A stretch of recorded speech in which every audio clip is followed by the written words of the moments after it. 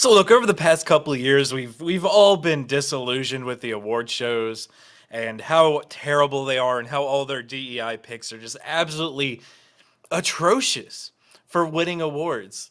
And 2024 was starting to look up with a lot of things being canceled, a lot of shows being canceled that were absolute disasters that had nothing but DEI in them.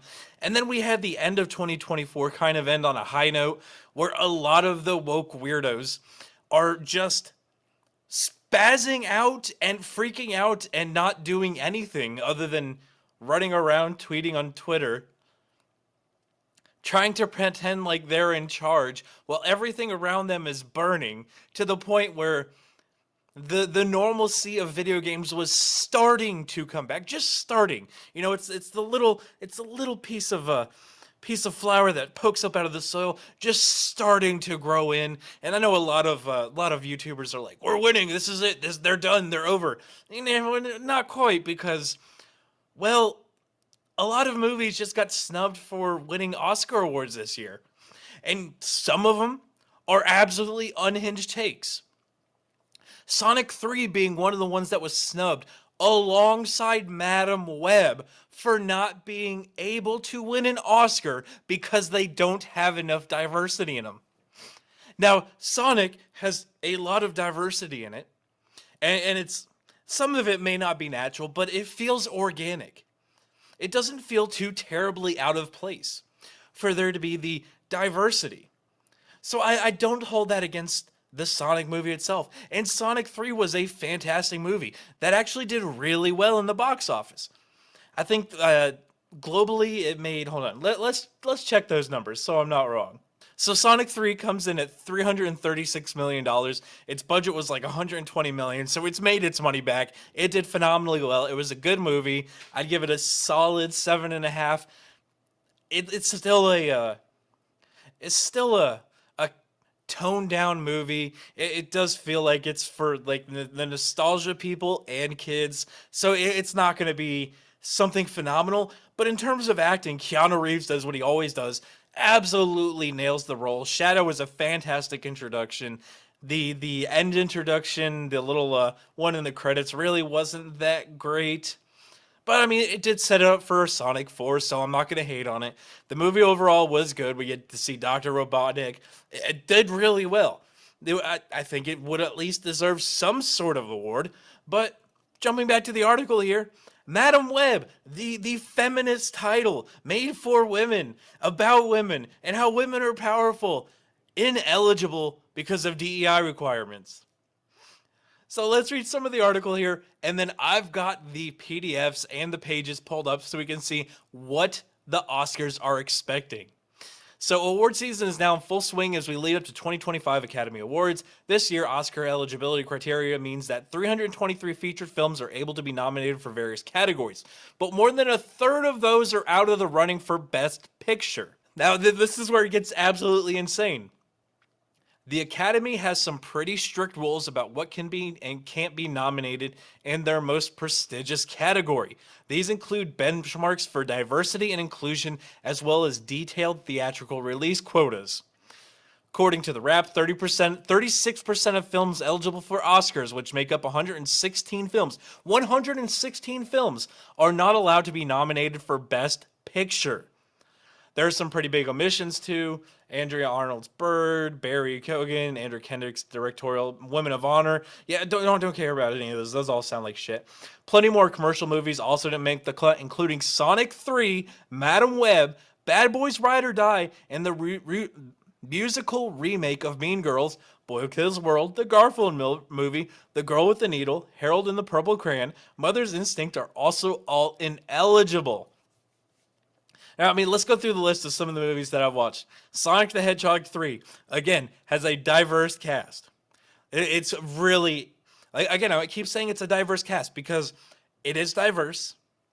It's not over the top. It doesn't feel terribly out of place. It does feel like some relationships were shoehorned in there in the first movie, but they've kind of grown over the next two movies and do fit into the movie overall. Madam Web was the feminist title about women being absolute mans. as tough as man's, okay? Doing everything a man's can do and beating man's. Like, this is really a feminist movie. It doesn't have enough diversity. Bad Boys Ride or Die. This show about the black cops doesn't have enough diversity in it to win Academy Awards. It can't win Best Picture because there's not enough diversity in it. So now that we've established these movies and how they are ineligible, let's look at the Oscar Awards rules. So this is straight from the Oscars.org website. Eligibility in Best Picture category is contingent upon submission of the Representation and Inclusion Entry Form RAISE and motion pictures meeting the requirements of 2 of the 4 representation and inclusion standards. Now you're thinking like, wait, they've got to meet 2 of the 4. All those had diverse cast. All those were the women, all the groups that they scream about needing equality for. What the hell can they even mean? Again, from Oscars.org. On-screen representation themes and narratives. Lead or significant supporting actors from underrepresented racial groups.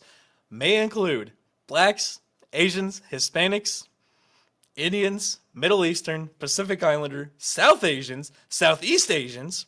General ensemble cast. At least 30% of actors must be from at least 2 underrepresented groups. Women, racial or ethnic group, alphabet people, or people with disabilities. And they say, or who are deaf and hard of hearing. Hard of hearing. Fuck, words are hard today. Hard of hearing. You have to have multiple checkboxes to meet the checkbox requirement to win an award for a movie. Not that your movie did well in the box office, not that your movie did a ton of money. You have to meet the alphabet checkbox. Now remember, meeting 2 of the 4 of the standards will be required. So we have A, let's see, third one, main storyline subject matter. Main storyline themes and narrative of the film is centered on an underrepresented group. Women, racial or ethnic groups, alphabet people, or people with disabilities. You cannot win unless your story is about a transgender weirdo, a deaf person who walks around signing all the time so you have to have subtitles. It has to be about black people, or it has to be about women, which explains why Madam Web is ineligible. But again, I mean, it just keeps going on, repeating and getting worse and worse and worse and worse. That's why everybody sees who wins the awards and is like, this is absolute bullshit. That movie doesn't deserve a single award. Not a single one. But I mean, that's probably why the Oscars viewership is absolutely in the tanks. Over the last 24 years, it's lost half its viewership. Well, technically more than half, but more than half its viewership. 2019, right before COVID. 2020, COVID hit. Then we got all those shitty ass movies. Went down to losing 80% of its viewership.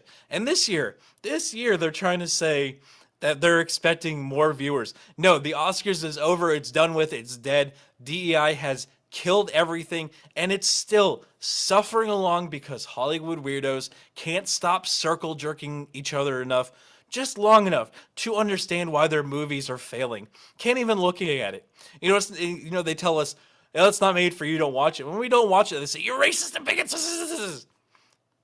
Absolute fucking spurg. Hollywood is an absolute disaster. It is nothing but circle jerk each other. And the way that they require you to have all these representation and inclusion standards in your movie to win an award is why everybody hates Hollywood.